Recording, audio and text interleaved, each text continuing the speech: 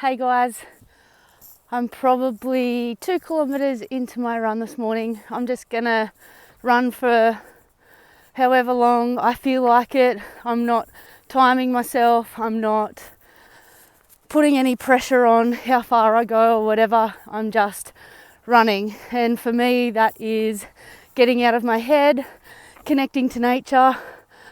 Like, how beautiful is it this morning? So my suggestion to you today is, for Wellness Wednesday, go outside, walk, run, whatever you want to do. Just connect to nature, connect with your breath, and enjoy this beautiful day. Hey, morning. The land is my mother. My mother is the land. Land is the starting point of where it all began. It's like picking up a piece of dirt and saying, this is where I started, and this is where I will go.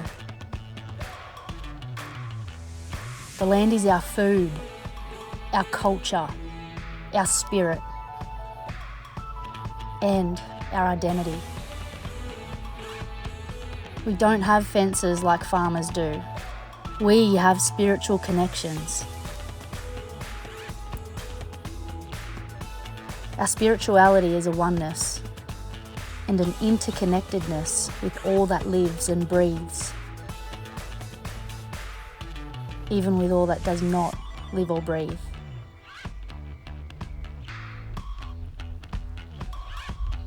We don't own the land owns us.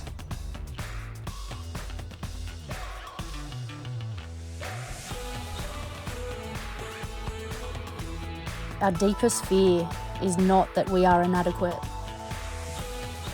Our deepest fear is that we are powerful beyond measure. It's our light, not our darkness, that most frightens us.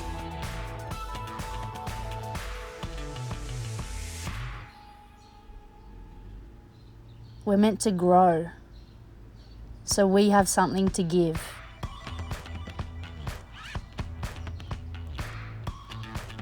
Wisdom is knowing I am nothing. Love is knowing I am everything. And between the two, my life moves.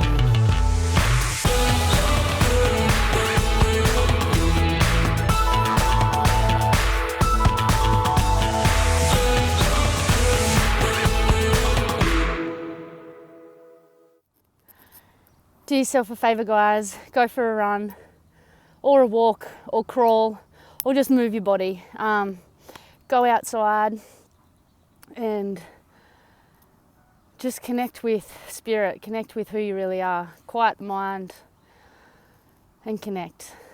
I think at a time like this, when the world has stopped, some people have lost jobs. Some people have kept their jobs. But the thing that I have learnt from the last 8 weeks is we can make choices each day towards optimal health or away from it. And for me, moving my body has allowed me to overcome struggles that life throw at us sometimes. What I've been going through lately is I lost my pop and I gave birth to my first child. I gave birth to Arlo the day before my pop's funeral.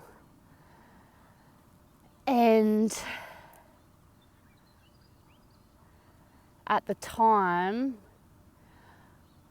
I was on a lot of painkillers, so it hadn't really hit me because I was a little bit numbed out from endone and Panadol, Nurofen. We had some complications like through the birth, so it meant that Arlo was in special care nursery for 5 days. We were both on antibiotics through the drip, so we had cords coming off us everywhere. We didn't get to bond. I didn't meet her until 4 hours later. I was in a wheelchair for a few days, and anyway, I struggled emotionally because I thought I just wasn't expecting it. I was healthy, I was fit, and in my head I was going to have the perfect birth. But Arlo decided to flip around a bit and kick her head back, and she got stuck. So anyway, moral to the story is 9 months, Arlo's 9 months now, and the emotion has finally hit me. What makes me feel better is running. I'd signed up for the Uluru Marathon, which was going to be held on the 25th of July, and because of COVID, it got cancelled. So we'd been training, me, the team. We were the Gidui team. So Gidui means heart and soul in Gamilaroi, which is our native language. I'm a Dunghutti Gomeroi woman, and very proud of it. And running has always been a part of our culture. And it's the only thing that has always made me feel better. Like, I've been running ever since I was a kid. Like, I love it. And since being back here in Attunga, I'm actually running the same route as I used to as a kid, and it has brought me back to my roots. I had my team of 8, which I just fell in love with. I couldn't have asked for a better team. And I just felt like I'd failed them because I'd got them all excited about something, and then it just got taken away from us. So anyway, I've kind of had a bit of a pity party lately, until Spirit, I guess, has come to kick me up the butt a little bit. My anxiety started coming back a little bit, and I have fainted a couple of weeks back, and now I got bitten on the eye by a spider, and I have been forced to just stop and meditate and breathe and connect with my inner self again, which has been uncomfortable because what it has uncovered was lots of emotion. I have been very emotional. I have cried a lot lately. I've been very angry, and it took my beautiful sisters and my beautiful mum to sort of have an intervention and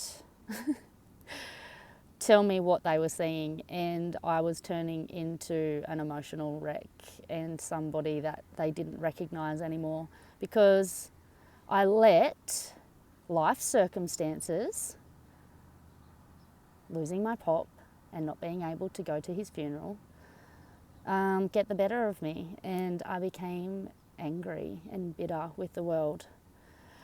But lucky I have my culture, and what I have now realised is I believe that everything happens for us, not to us. So I had to take the lesson.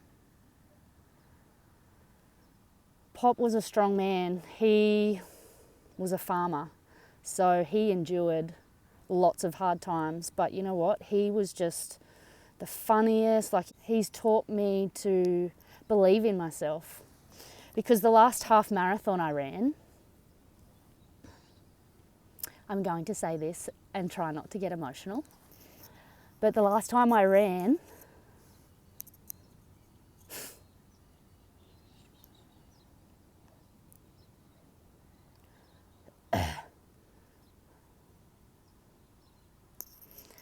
when I crossed that finish line, it was in Foster, and my family were watching from the balcony. And when I looked up to the left and I saw him and my family, they were all waving, cheering me on, and it was just the best feeling in the world. So the 21K was the same loop, and you did it twice. And the first time I went past, a surge of energy just ripped through my body, because I was so grateful to have all my family up there cheering me on.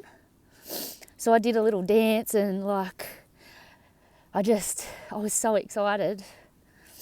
And when I finished the race and went back up to the unit, to the mall, and my pop, the first thing he said to me is, "You mustn't have ran fast enough if you had enough energy to do a little dance and sprint the finish," because the finish line, again, every time I knew my family were watching, it was like this surge of energy just ripped through my body. And like at the end of a 21K, I had enough energy to sprint, and I sprinted the finish line, took over a dude in the end. And then when I crossed the finish line, I was like I should have ran faster, because I felt like I didn't run fast enough. Even though the Outback Marathon is cancelled, I'm going to train. They've just released, I got an email the other day. I skipped this bit. I got an email the other day to say that the Outback Marathon is doing a virtual marathon. So you have to run on the 25th of July. You can map out your own course. You download your bib. You can run 11Ks, 21Ks, or 42Ks. And I'm going to do that in Attunga for my pop and with my pop. I didn't go to his funeral that day because I had just had a 17-hour labour giving birth to my beautiful baby girl, Arlo. And meeting Arlo, I know that Pop dropped a bit of his spirit in her. She's got his cheekiness and determination. Seeing Pop at the end of his life, I, along with my family, come to realise how strong his heart was. He was the strongest, most beautiful man. I am so grateful to have called my Pop. So, whoever wants to run with me, I'll be running a marathon on the 25th of July in Attunga. You can register on the Outback Marathon website. It's $25 entry fee. And yeah, if my Gear Dewey team wants to join me, let's run for our family and let's run for our culture. And let's just run for the love of running. Run for the love of connecting to our beautiful country. Run for the people that can't run, run for your family. Display and showcase the strength and endurance that your elders have passed on to you, past and present. Gidui, heart and soul.